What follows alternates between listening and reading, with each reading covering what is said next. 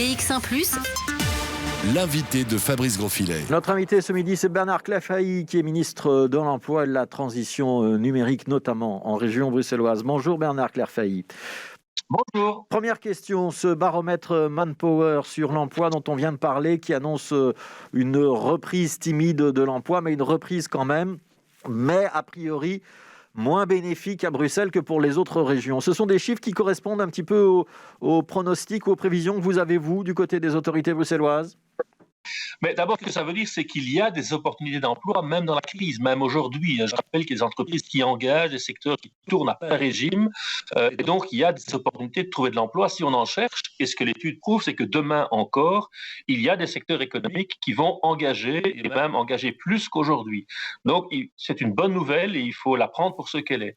Deux, il faut reconnaître que ce n'est pas la panacée partout. Des secteurs qui sont catastrophiquement touchés par la crise, qui sont totalement fermés. Je pense au drame dans le secteur horeca, culturel, événementiel, touristique, transport aérien, tout ça. On sait bien que là, c'est dramatique. Et comme ce secteur-là est plus présent en région bruxelloise, parce que nous avons beaucoup d'horeca, parce que nous avons beaucoup d'activités culturelles, beaucoup d'activités touristiques, beaucoup d'opérateurs dans ce secteur-là et beaucoup d'emplois, nous sommes plus touchés par cette crise. Et donc, il y a moins de perspectives parce qu'aujourd'hui, on ne sait pas dans quel délai tous ces secteurs pourront retrouver une activité s'il n'y aura pas trop de faillites ou d'arrêt d'activité qui ferait que la reprise de l'activité et de l'emploi serait trop lente. Qu'est-ce qu'on doit conseiller aux demandeurs d'emploi aujourd'hui, Bernard Clafailly ? C'est d'envisager d'aller vers la construction, le secteur de la santé, les secteurs qui embauchent, quitte à prendre le temps d'une formation, ou c'est d'attendre en se disant que peut-être que l'emploi qu'ils avaient hier dans l'horeca, dans les transports, dans le tourisme, ils vont le retrouver ?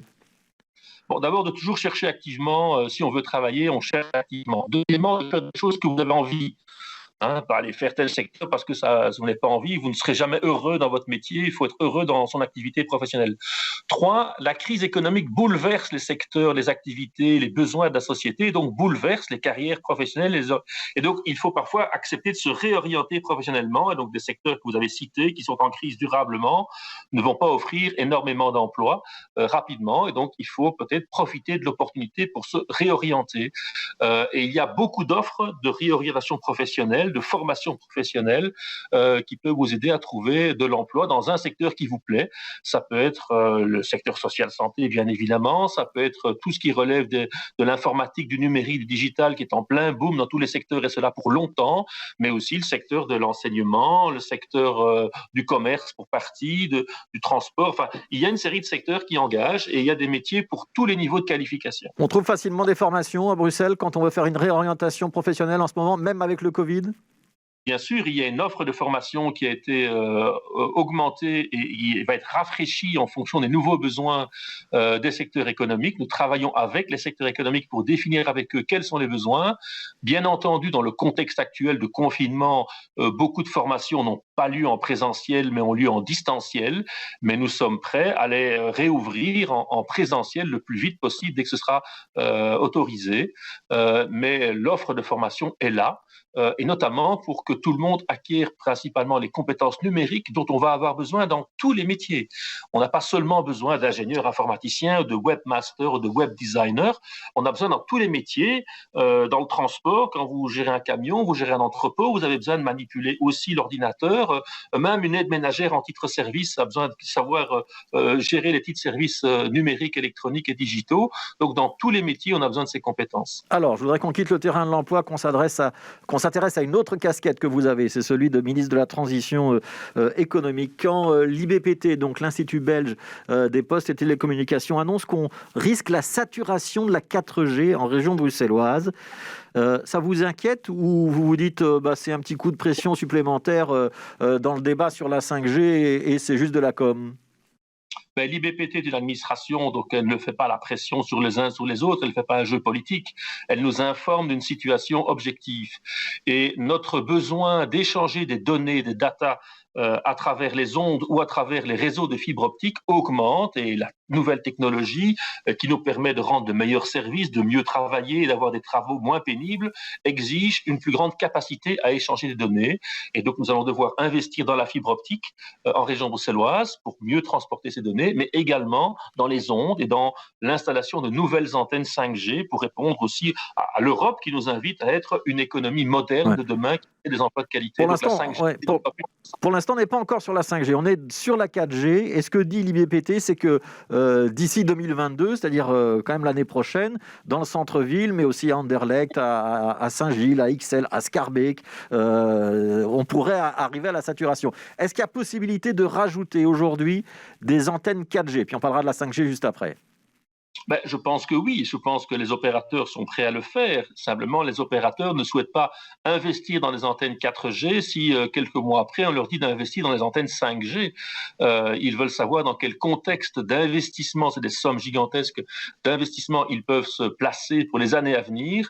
Et je souhaite aussi que Bruxelles ne reste pas en retard par rapport au progrès technologique que la 5G permet. D'autres grandes villes européennes installent déjà la 5G, des pays entiers installent la 5G. Ce serait dommage que la capitale de l'Europe, appuyer son économie sur des emplois numériques, ne bénéficie pas aussi des bienfaits de la 5G. J'essaye de décoder vos propos, Bernard Clairfayet. Est-ce que je dois comprendre que vous pensez, je pense que vous l'avez déjà dit, que les normes bruxelloises sont trop contraignantes et qu'il faut les revoir à la hausse? Nous avons entamé une réflexion au sein du gouvernement avec nos administrations pour voir comment organiser le déploiement de la 5G en région bruxelloise. Une des questions est celle de savoir si les normes sont trop sévères ou pas trop sévères. Est-ce qu'elles empêchent les investissements des opérateurs? Il y a des débats aussi dans la société, je les connais, je les entends, sur est-ce que cette 5G a un impact ou pas sur notre environnement, sur notre santé. C'est une question qui est débattue, surtout qu'on maîtrise très mal ces enjeux technologiques, on comprend très mal cette technologie des ondes. Et donc le Parlement bruxellois va organiser un grand exercice de démocratie délibérative avec les citoyens pour essayer de fixer un cadre dans lequel on peut déployer la 5G à Bruxelles. Et je me réjouis de ce débat. Oui, mais c'est ça, une commission délibérative. La décision, elle reviendra quand même au gouvernement avec un bras de fer qu'on peut déjà annoncer. Bernard Clairfayet d'un côté, Alain Marron de l'autre. Est-ce qu'il y a une possibilité de trouver un terrain d'entente et de revoir ces normes? Ou est-ce qu'on ne touchera pas aux normes pendant la législature? Nous allons écouter ce que nous disent les citoyens, ce que dit le peuple. On nous reproche trop souvent de décider en des commissions, les alcôves secrètes. On va discuter avec les citoyens tirés au sort qui vont nous aider à fixer un cadre. Je pense que ce que diront les citoyens devrait être entendu par les femmes et les hommes politiques et que le gouvernement se saisira des conclusions de cette commission délibérative et que tous les membres du gouvernement auront l'intelligence de s'en saisir. Ça veut dire que si les citoyens disent non, on veut être protégé par des normes strictes, Bernard Clairfayet dira la même chose. Mais nous allons écouter ce que disent les citoyens, bien entendu. C'est très important d'écouter les citoyens en démocratie. Et je souhaite que ce débat puisse permettre de clarifier auprès de tout le monde les éventuels impacts sur la santé ou sur l'environnement. Vous savez, dans le débat sur la santé, j'ai lu récemment une note de la vice-première ministre, Madame De Sutter, qui est médecin de formation, vice-première ministre Groen, et qui gère le débat de licence 5G au niveau du fédéral. Et dans la note qu'elle a inscrite, elle a dit qu'elle souhaitait lutter contre les fake news qui circulent sur la 5G et donner une information complète et correcte sur les impacts éventuels sur la santé. Mais elle ne doute pas que la population puisse comprendre que ça n'a pas d'impact majeur sur la santé et elle souhaite développer la 5G. Je pense que la Belgique doit s'inscrire dans cette volonté. Alors, 2 questions d'actualité que j'ai encore envie de vous poser dans les 2 minutes qui nous restent. La première, on a vu le ministre-président durcir le ton vis-à-vis d'Uber. Il a aussi promis qu'il y aurait un plan taxi. La question que j'ai envie de vous poser aujourd'hui, Bernard Clairfayet, on a compris qu'il y avait un certain nombre de membres du gouvernement qui n'étaient pas très heureux de la décision du ministre-président. Est-ce qu'il va y avoir des sanctions contre les chauffeurs d'Uber qui seraient pris avec leur smartphone dans les prochaines semaines ou ce sera un simple avertissement? Est-ce que vous avez la réponse? J'ai cru comprendre que certains voulaient un rappel à la norme et à la loi, mais le vrai débat, c'est est-ce que la loi qui préside encore maintenant à l'organisation du secteur des taxis et du transport rémunéré de personnes est une loi qui est encore adaptée à la situation. Cette loi date de 1995, elle date d'avant le smartphone, avant les plateformes d'échange comme on les connaît maintenant. Et donc, si on veut que Bruxelles soit une ville moderne, qui organise de manière moderne les taxis, les transports de personnes et profite de la technologie pour améliorer le service aux citoyens, pour peut-être réduire le prix compris pour mieux garantir le statut des chauffeurs, il faut moderniser la loi. Et une étude de Deloitte a présenté au gouvernement a montré qu'il y a de la place pour tous les chauffeurs, en tout cas pour beaucoup plus de chauffeurs que les chauffeurs actuels de taxi. Donc il faut trouver un système qui garantit à tout le monde une activité économique prospère et un service de qualité aux citoyens en utilisant les technologies, et le gouvernement va travailler sur une modernisation de la loi. Ça veut dire qu'on va vers un cadre légal qui permettra à Uber de rester à Bruxelles, moyennant le respect des normes sociales, j'imagine.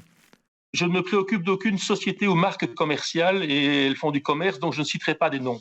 Bon, je peux remplacer Uber par Hitch si vous voulez. Voilà, mais je ne citerai pas des noms puisqu'ils vivent de leur marque, et donc chaque fois qu'on les cite, on leur fait de la publicité gratuite. C'est pas ça mon objectif. Mon objectif, c'est qu'il y ait un cadre qui permet d'organiser le secteur du transport rémunéré de personnes dans une ville qui soit souple, efficace, moderne, le moins coûteux possible, qui garantisse de bonnes conditions de travail aux gens qui travaillent dans le secteur, qui permettent aux Bruxellois d'utiliser un transport. Si demain nous voulons une ville où il y a un peu moins de personnes qui possèdent leur voiture et qui la garent devant chez eux pour rouler seulement 25 minutes tous les jours, si on veut leur proposer une alternative, s'il y avait un système de service de taxi moins cher, plus efficace, qui leur permettait de se dire, tiens, plutôt que de laisser ma voiture garée toute la journée, je vais prendre le taxi pour les 15 minutes dont j'en ai besoin tous les jours, c'est peut-être un win-win pour la ville tout entière, moins de voitures garées et plus de services, et c'est peut-être moins cher d'ailleurs à l'usage de louer un taxi que de conserver sa voiture avec toutes les taxes et toutes les sommes qu'on doit payer. Voilà, mais donc le gouvernement bruxellois ne fait pas la chasse à l'une ou l'autre marque qu'on n'a pas le droit de citer. Je ne crois pas, non. Je crois que simplement, il faut créer un cadre légal pour que tout le monde puisse fonctionner à Bruxelles et qu'un même statut pour tous les chauffeurs, un même statut pour toutes les plateformes et les centrales de réservation. Voilà, un bon résumé de la situation. Une dernière question, Bernard Clafey, réponse rapide. Ça va être un petit peu lapidaire, mais Covid-19, on sait que c'est compliqué pour la région qui a dû s'endetter, qui va devoir s'endetter, c'est compliqué pour tous les pouvoirs publics. Est-ce qu'il y a un danger pour les communes sur lesquelles vous avez la tutelle ? Le Covid a un impact sur les finances publiques et les dépenses publiques de tous les niveaux de pouvoir, chacun à son niveau. Les communes sont fragilisées par le Covid et je suis très clairement la situation. Leurs comptes se dégradent, elles vont se dégrader pendant 1 an ou 2, nous les surveillons, et la région sera là pour aider les communes qui en ont vraiment besoin. Certaines communes ont des réserves et pourront faire le gros dos en utilisant leurs réserves pour passer ce moment difficile. D'autres auront besoin d'une aide, nous serons là pour les aider. Mais la région elle-même a aussi souffert du Covid. Elle a engagé plus d'1 milliard, près de 10% de son budget pour venir en aide à toute une série d'opérateurs. Elle ne saura pas aider tout le monde sans être sérieuse dans la gestion de ses moyens budgétaires. On en parlera sûrement bientôt. Merci beaucoup Bernard Clafey. Merci d'avoir été notre invité, ministre de l'Emploi, de la Transition numérique, de plein d'autres choses encore. Merci à vous.